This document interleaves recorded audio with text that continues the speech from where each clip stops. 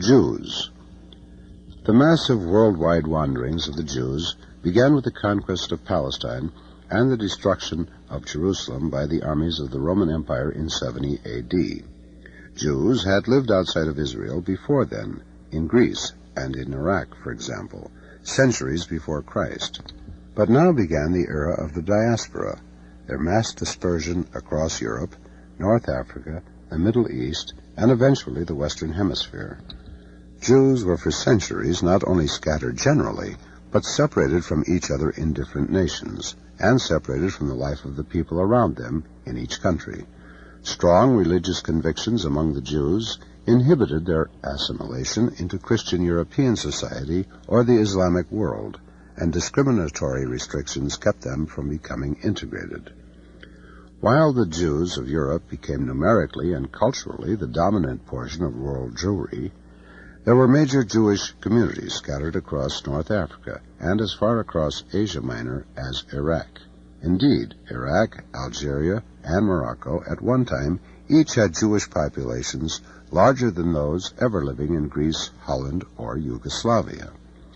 Over the 18 centuries between the end of ancient Israel and the emergence of modern Israel, the Jews in various parts of the world to some extent slowly assimilated, both culturally and biologically, to their respective surrounding societies. In physical appearance, Middle Eastern and North African Jews looked more like Arabs than like European Jews. Of the Jews who lived among the Berbers in Morocco, it was said that they spoke Berber, looked like Berbers, and were Berbers in everything except their religion. In short, differences in physical appearance between Jews of different lands became marked. In many of the Arab lands, the Jews developed a Judeo-Arabic language that was their dominant colloquial speech by the 18th century. Persian was spoken by Jews in Iran and Afghanistan. Sephardic Jews from the Iberian Peninsula spoke Ladino, a form of medieval Spanish with an admixture of Hebrew, which tended to be replaced by Judeo-Arabic after many of them migrated to North Africa and the Middle East following persecutions in Spain and Portugal. The Ashkenazic Jews in the rest of Europe developed the colloquial language Yiddish, an intricate mixture of several languages, primarily of German, Hebrew, and Slavic. The extent to which Jews acquired the culture of the surrounding society varied with the extent to which the surrounding society accepted them on that basis. In Eastern Europe, where anti-Semitism was particularly virulent, Jews lived for centuries without making Russian, Polish, or Lithuanian their mother tongue. Conversely, after the legal emancipation of Jews in Hungary, they became culturally Hungarian. Similarly, Iraqi Jews, who were at one time citizens with equal rights, were also the most assimilated Jews in the Arab world. In short, the Jews of the diaspora became very much differentiated, not only by nationality, but ethnically and religiously within given nations. Sephardic Jews seldom married Ashkenazic Jews, whether in Europe, the United States, or Israel. Even among the small Jewish communities in India, intermarriage is rare between ethnically different Jews. The reuniting of Jews from around the world in modern Israel has not eliminated these many cultural and racial differences from the centuries of the diaspora, but has in fact made their contrasts more painfully apparent and pitted them against each other politically. The achievement of a national unity, despite these internal diversities, has been one of many remarkable aspects of Israel. From the early centuries of the diaspora, Jews were predominantly artisans and middlemen, peddlers, merchants, and moneylenders, and most were poor. In the days of the Roman Empire, Jewish peddlers often followed in the wake of the Roman legions, selling merchandise. As the empire declined, Jews also moved among the barbarians, introducing them to the products and ideas of the civilized world. As learning declined in Europe, the Jews held on to more of it than many Christians, causing the latter to develop more respect for Jews, whose knowledge was often useful to them.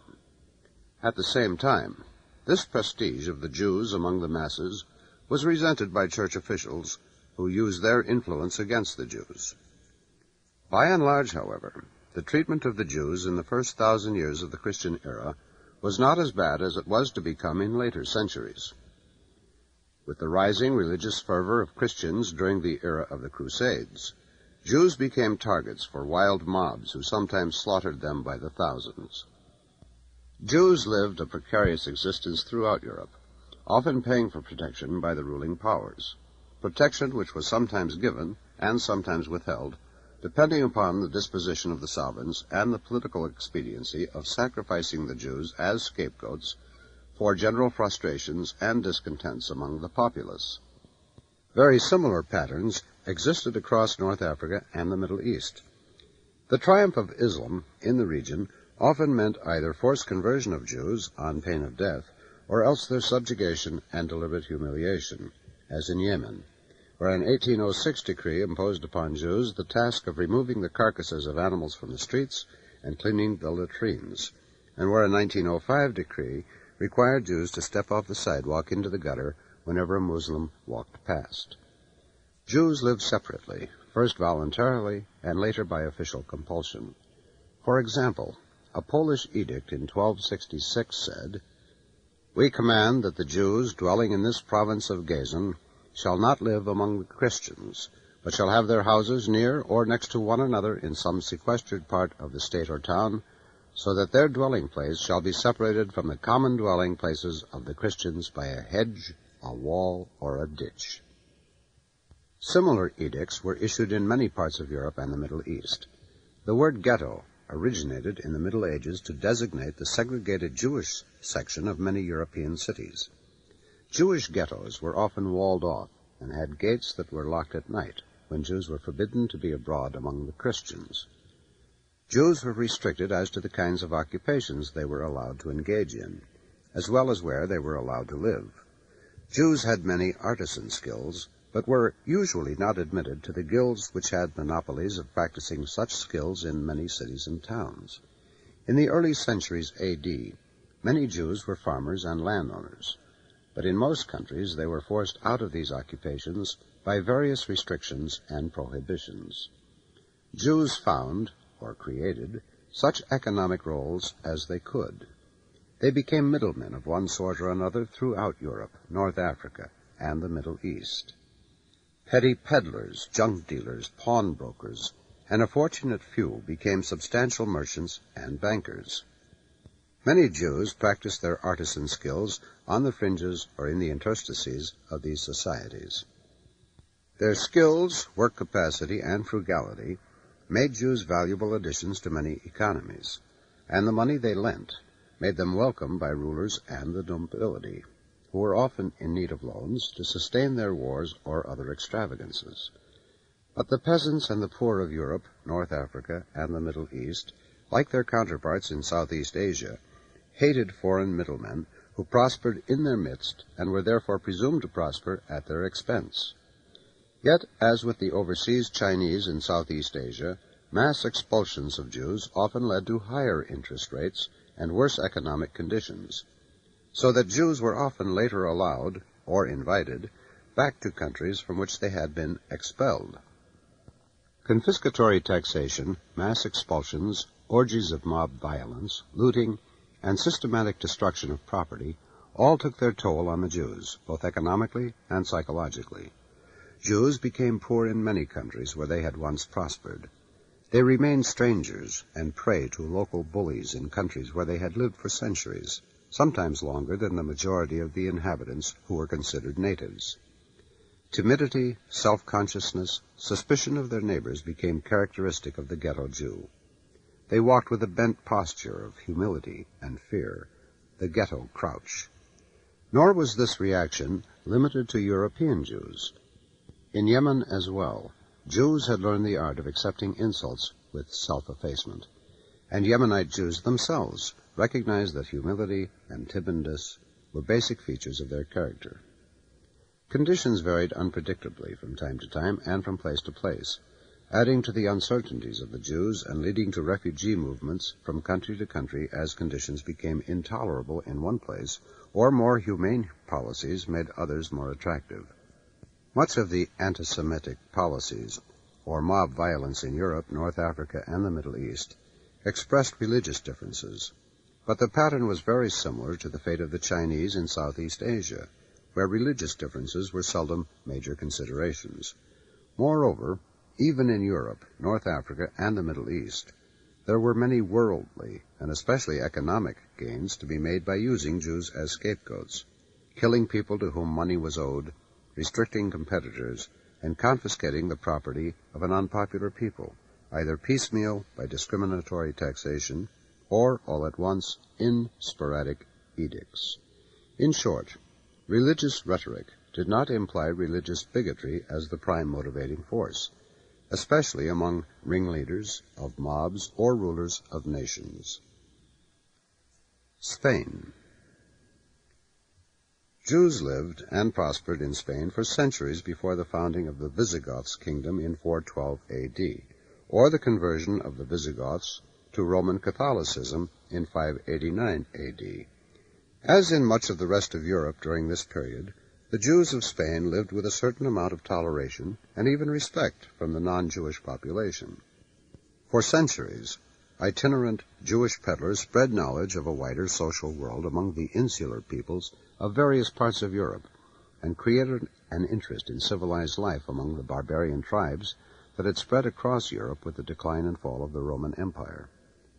By the time the Visigoths founded their kingdom in Spain, Jews were well established, influential, and wealthy there.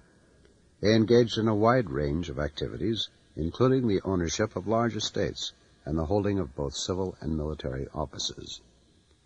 Although the Visigoths were initially very tolerant of religious differences, the conversion of their ruling monarch to Catholicism in 589 established strong church-state ties and began a policy of restrictions on Jews that developed into full-blown persecution under the later Visigoth kings, notably in the 7th century A.D.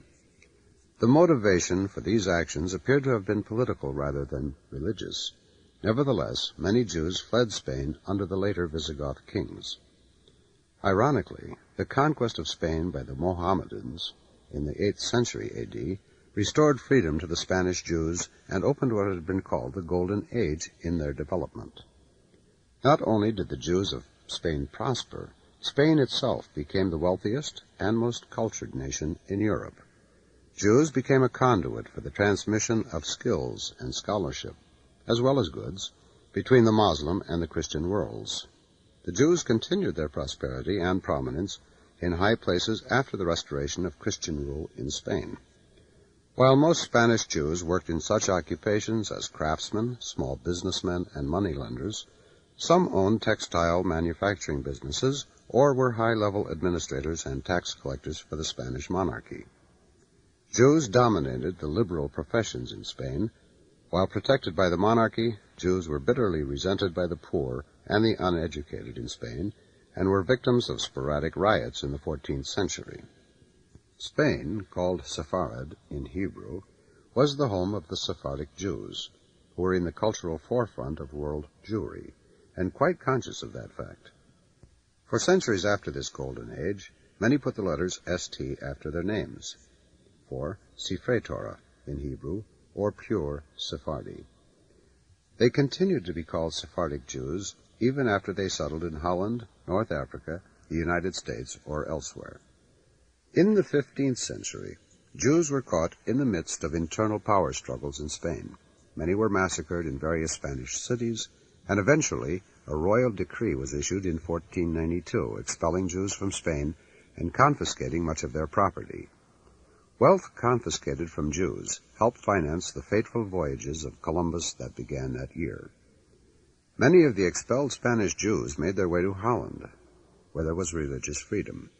The Spanish Jews who settled in Holland helped to make Amsterdam one of the world's great commercial ports, and came ultimately to own 1/4 of the shares in the Dutch East India Company. The Sephardic Jews who settled in Algeria became the acknowledged leaders of the Jewish community there, and leaders also of the commercial activities of the nation. Although the Spanish government had confiscated the wealth of the Sephardic Jews, they could not confiscate the skills and traits that created that wealth in the first place, and would create it again in many nations. Sephardic Jews retained their sense of ease, confidence, and superiority. The Sephardi looked down from on high upon the poor little Jew from the north, accustomed to misery and oppression, who cowered, made himself humble, and hugged the wall, who had always lived with doors and windows closed, shut up in the Judengassen, Jewish streets, in sullen isolation, who shunned all social contact, all friendship with the non-Jew, who always despised and unwanted, lived here and there as a veritable nomad, always ready to take off with his bundle and his wanderer's staff. After 10 centuries, these brothers in Israel had ceased to recognize each other. Their encounter did not take place without hurt. Footnote: Raphael Patai, The Vanished Worlds of Jewry. Ironically, they would meet again centuries later in Israel, and then it would be the northern European Jews who would be ascendant. Germany. Germany, where the Jews were to meet their greatest catastrophe in the Nazi Holocaust, was throughout most of its history one of the most tolerant European countries for Jews. The German states were not free of the persecutions and sporadic violence that marked Jewish life elsewhere in Europe, but these things were simply not as bad as they were in other parts of Europe. In the 11th century, when the First Crusades introduced massive violence against Jews, the Jews who lived along the Rhine were on such good terms with their German neighbors that they refused to believe the warnings sent by the Jews of France that danger threatened. Many German Jews therefore became part of the 10,000 Jews killed in Central Europe. Because Germany in Hebrew was Ashkenaz, the German Jews were called Ashkenazic Jews, and like the Sephardic Jews, they continued to carry this name with them as they settled, sometimes for centuries, in other nations of Europe or in the Western Hemisphere. Most of the Jews of Europe and of the world are Ashkenazic Jews. It was in Germany that Yiddish originated in the 12th century, and that Reform Judaism and Zionism later evolved. Frankfurt on Main became a center of world Jewish culture. Jews were sometimes invited to settle in German cities, and at other times massacred or expelled, and then invited back.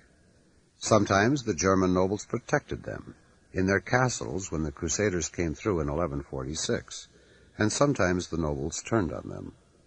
In the 17th and 18th centuries, there were court Jews who served kings and princes in various ways, but the prince's death, or even his whim, could abruptly end their careers and cost them all their fortune or even their lives. German Jews attempted to assimilate into German society by adopting the language, the dress, and even some outward religious customs of their Christian countrymen. Reform Judaism in Germany featured many outward similarities to Christian churches, such as stained glass windows, mixed choirs, and instrumental music, and calling the place of worship a temple instead of a synagogue. Such innovations made little headway in Eastern Europe, where the distinction between Jew and Gentile was too great to be affected by such gestures. Over the centuries, Jews in Germany rose to positions of affluence and influence, especially after the many small German states were unified into one country. By the end of the 19th century, there were nearly 600,000 Jews in Germany, a prosperous community, all German-speaking and German-feeling, with more than half of them in commerce, 1/5 in industry and trade, and about 6% in liberal professions and public service. Even the most religiously orthodox Jews considered themselves totally German. This remained true even after immigration to the United States. 19th century German Jewish immigrants to America typically settled among other Germans and took part in the general community life, while retaining their own religious institutions. This was not true of later immigrants from Eastern Europe, who lived lives very much apart from other Polish and Russian people, except for commercial transactions. American Jews were so pro-German, as late as World War I, as to bring on U.S. government prosecutions for voicing support for an enemy nation. Jews were a major part of the economic, scientific, and cultural life of Germany. They were disproportionately represented in the arts, the sciences, and the press, and even played a role in German politics. Jewish refugees from Eastern Europe sought a haven in Germany. Although Jews were only 1% of the German population, They became 10% of the doctors and dentists, 17% of the lawyers, and won 27% of the Nobel Prizes won by all Germans from 1901 to 1975. Social acceptance from other Germans accompanied these advances and achievements by Jews. In the 1920s, nearly half of all Jewish marriages in Germany were to Gentiles. Thousands of Jews converted to Christianity or simply withdrew from the Judaic religion and community. In short, Jews achieved some of their greatest economic prosperity, scientific and artistic achievements, and widespread social acceptance just on the eve of the rise of Hitler and the Nazis. Anti-Semitism in Germany reached fanatical levels among the small group of Nazis in the 1920s. When the general crisis and collapse of the Weimar Republic brought the Nazis to power in 1933, the stage was set for the greatest catastrophe ever to befall the Jews, or perhaps any other people in history, the cold-blooded murder of 6 million defenseless human beings for no other reason than simply being Jews. While this was the climactic disaster of Jewish history, it was also a repetition of a pattern that had appeared again and again in their history. Eastern Europe. Historically, Eastern Europe has lagged behind Western Europe in economic development and general cultural advancement. The Jews carried the economic skills and cultural development of Western Europe into Eastern Europe.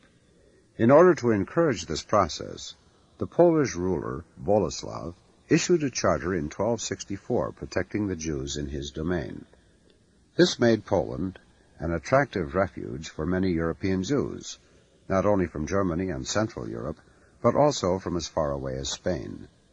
Later rulers continued this policy in order to attract more Jews and gain the benefits their skills were bringing to Poland.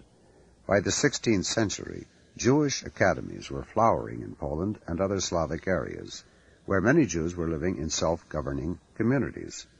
Polish Jews were in the vanguard of Ashkenazic Jewish cultural development. Economically, they were thriving as well. Jews could function on an equal footing with Christians. They controlled the international trade between Christian Europe and the East, and from the late 15th century with the Ottoman Empire, provided the nobility with clothing, dyes, and luxury items, financed kings, magnates, cities and businesses, managed mines and customs stations, and played a leading part in the periodic fairs which took place in several major cities. In the year 1600, there were about 500,000 Jews living in Poland, far more than in Western and Central Europe combined. The prosperity of the Polish Jews provoked resentment among the Polish peasant masses, especially bitter toward those Jews who acted as rent collectors for the Polish nobility and tax collectors for the Polish government. By the middle of the 17th century, popular hatred of Jews in Eastern Europe was expressed in periodic mass violence, a century and a half of almost uninterrupted massacres of Jews. Polish Jews also suffered economic, social, and cultural decline. When Poland was incorporated into the Russian Empire, Jewish residences were restricted to specific parts of Russia called the Pale of Settlement. Jews could not live beyond the Pale. Eastern European Jews were now worse off than the Jews of Western Europe, and were cut off from the life and culture of other Europeans. The Russian government attempted to assimilate the Jews by authoritarian measures. Orders to Jews to cut their beards, dress like Russians, teach Russian in their schools, and send their youths away for long years of military training, which included Russian non-kosher food and Russian religious practices. Evasions and repressions followed these policies until the middle of the 19th century, when Tsar Alexander II began to rescind many anti-Jewish policies. But the assassination of the Tsar in 1881 marked not merely the end of these policies, but the beginning of a new era of mass violence against Jews in Eastern Europe. The Russian police stood idly by as massive riots, pogroms, spread through Russia in 1881, killing several hundred Jews. The Russian government's response to these riots, and international indignation over them, was to force Jews to relocate from the smaller towns into the larger urban centers within the Pale. The impossible situation of Jews in Russia and in other parts of Eastern Europe provoked one of the greatest exoduses ever seen in history. In a period of 33 years, almost one-third of all the Jews in Eastern Europe left their homelands. Between three-quarters and four-fifths of the Russian Jewish immigrants went directly to the United States, and many other Jews found their way to America after stopping temporarily in other countries.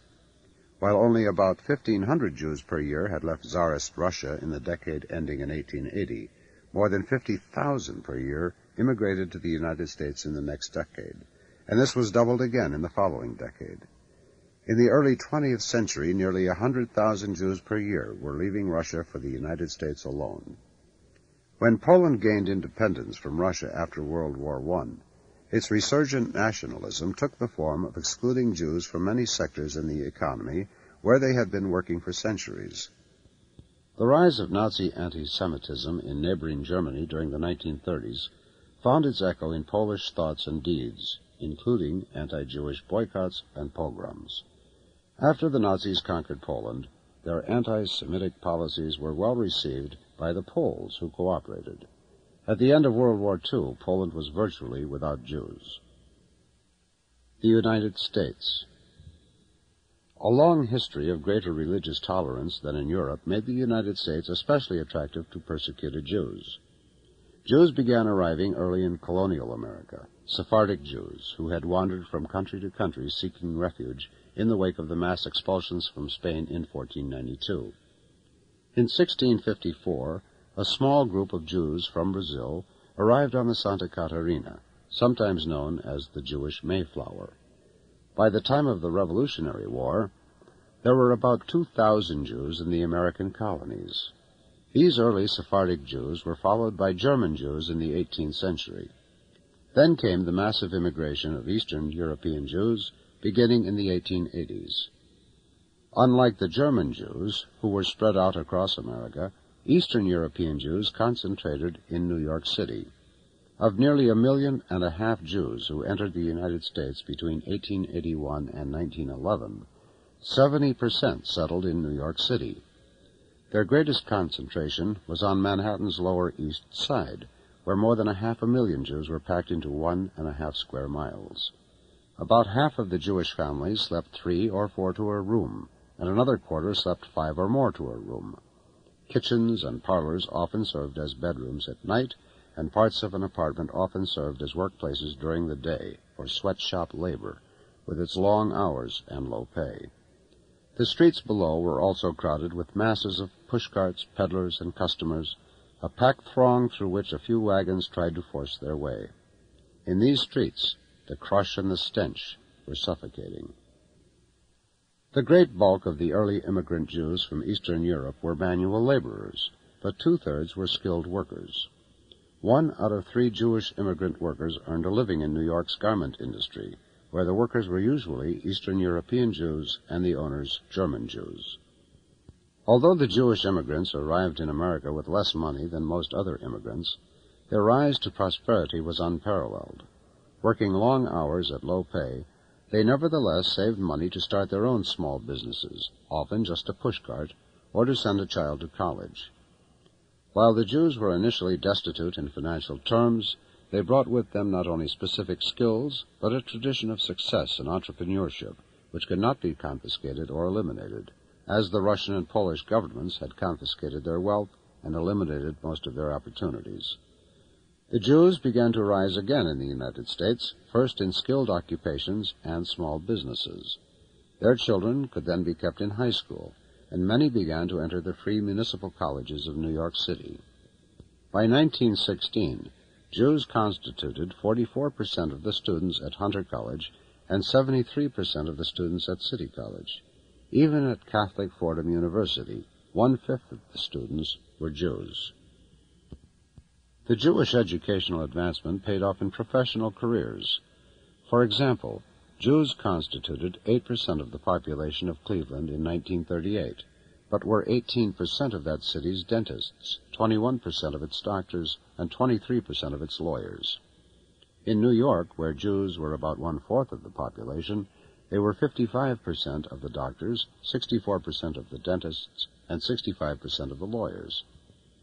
Anti-Semitism increased along with the growing population of Eastern European Jews, whose foreign ways, dress, and language repelled many Americans and greatly embarrassed the more acculturated German Jews.